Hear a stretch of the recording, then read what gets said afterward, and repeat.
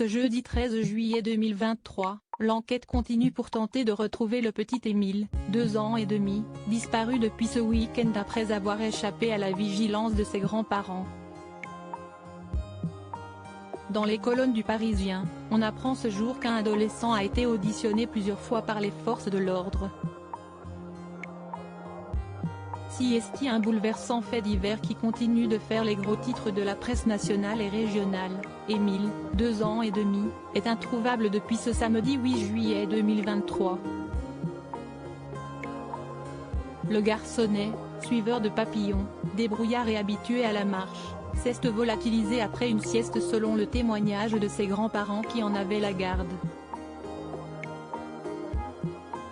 Toutefois, on apprenait ce mercredi qu'il n'était pas seul avec l'enfant, une réunion de famille ayant eu lieu durant le week-end. Un clan décrit par les habitants du Vernet, dans les Alpes de Haute-Provence, comme très tradit et à l'ancienne, vivant comme une secte.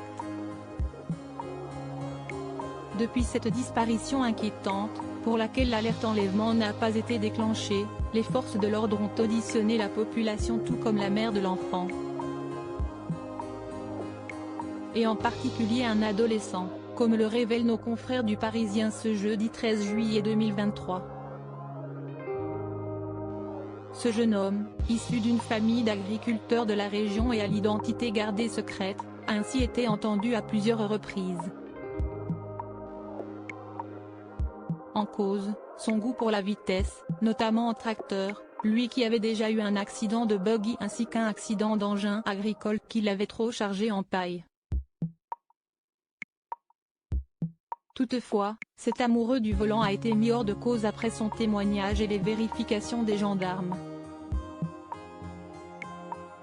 Fausse piste et audition. Une nouvelle fausse piste après la fouille d'un camping-car suite à un appel de témoin mais aussi la découverte d'une trace de sang suspecte sur la devanture de la carrosserie d'une voiture garée à proximité. Après examen, elle s'était avérée d'origine animale. Depuis le début de la semaine, les enquêteurs privilégieraient la piste accidentelle avec un véhicule suivi d'une dissimulation de corps, tandis que la brigade cynophile se voit bien désemparée devant un détail peu probable. Tandis que les auditions et les vérifications d'alibi se poursuivent, les langues se délient toutefois dans ce petit hameau où la famille de Mille possède une maison depuis une vingtaine d'années.